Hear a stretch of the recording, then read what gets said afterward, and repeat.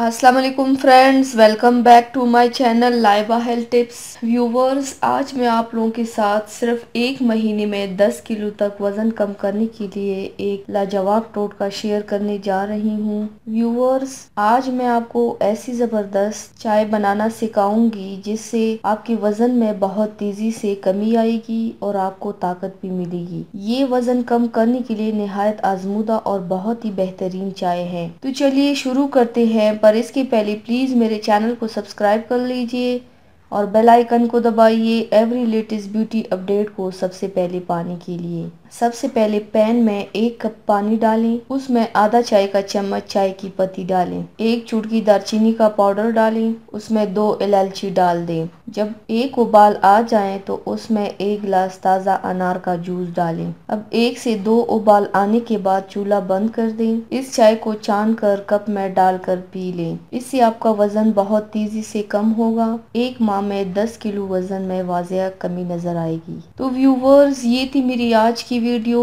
उम्मीद करती हूँ आप सबको पसंद आई होगी।